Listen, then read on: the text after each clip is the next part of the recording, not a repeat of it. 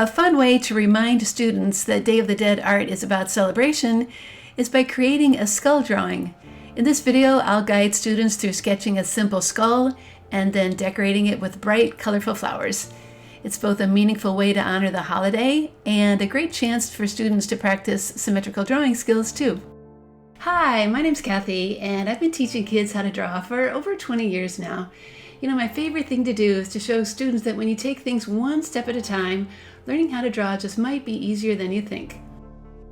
The supplies I recommend for this project are a sheet of drawing paper, a Sharpie marker, and a set of colored markers. You may also find a link to a free step-by-step tutorial in the description below.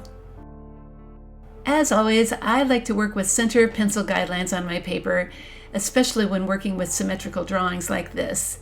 They're also on all of my tutorials, and they help you see where to place your pencil. Let's draw the skull in 2 steps, beginning with the top.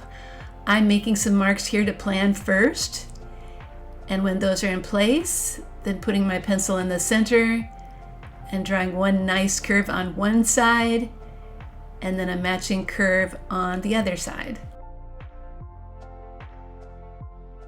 To draw the bottom of the skull, let's make a mark for how far down the chin goes.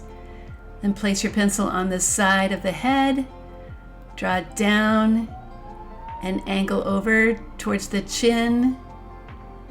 And when one side is done, then go to the other side and try to draw a symmetrical line there.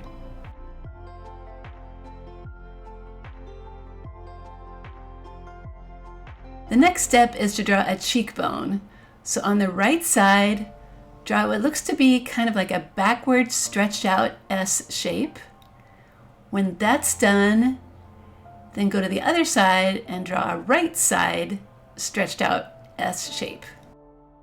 Then the line inside that cheekbone needs to be erased so it looks like it's in front of the rest of the skull. We can work on the teeth now, and let's begin by drawing a curve that connects the bottom of those S shapes, like this. The next step is to draw a bunch of vertical lines for those teeth. So let's begin by drawing the ones on the right side. I'm adding about 5 evenly spaced ones here.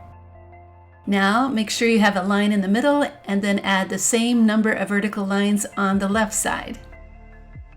To finish the teeth, just jump from point to point on the top side of those lines, on one side and the other.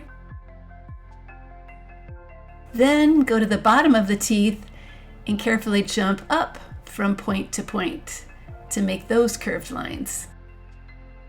The nose is pretty easy to draw. It's just a large upside down heart shape.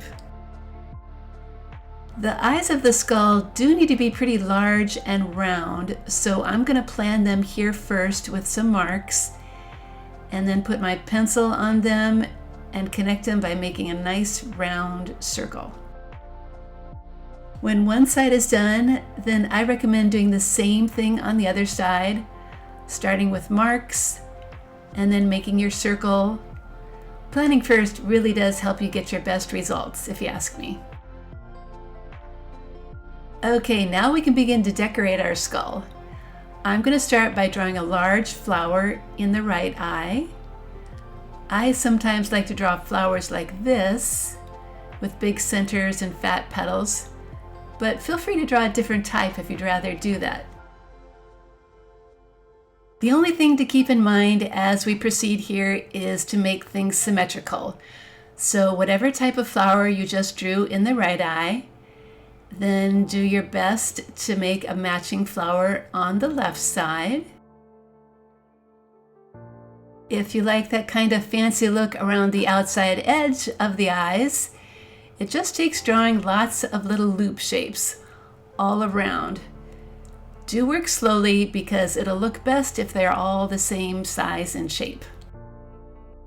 To add a little variety to our decorations, we can put things in the center too.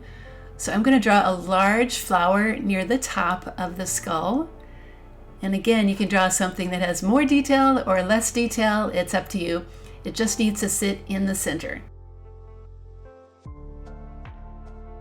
All right, now this type of flower will make it look like it's wrapping around the top of the skull. So I'm drawing half of the center and then some pointy petals that are coming out from it.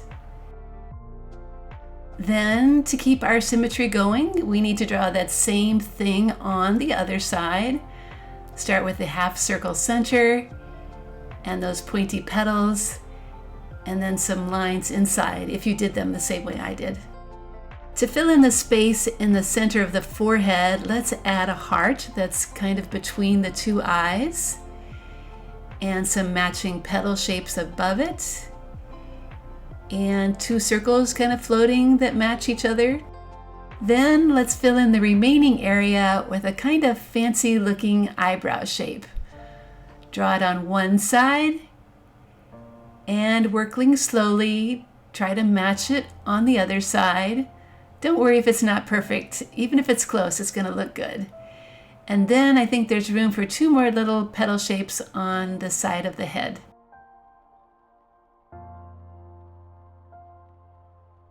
Moving down now, I'm going to add matching flowers in that space between the nose and the teeth. Okay, let's fill in that right cheek now with one of those stretched out petal shapes. And when that's in place, then draw a matching one on the other side. And then maybe finish it off with a couple of matching circles. Finally, our chin needs some decorations, so I'm going to draw a circle in the middle and some matching petal shapes on the sides. There's also room for two more matching flowers in that jaw and some petal shapes above it.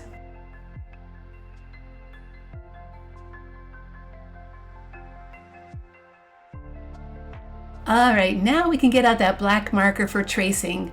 I'm going to use a Sharpie because I find that sometimes water-based markers smear when other colors touch them, and the Sharpies don't do that. After the tracing is done, it's smart to take a moment to erase any pencil lines that are still showing, especially in work like this that has a lot of white spaces to it. Okay, now the colored markers can come out. I'm going to start by filling in my black shapes, which are the nose and the space around the flower in the eye. I'm moving on to my yellow shapes. Do try to keep your coloring symmetrical too, so whatever on one side is the same on the other. Then there's some bright orange around those eyes and the flowers on the top of the head. Some light blue petal shapes, and a few red details.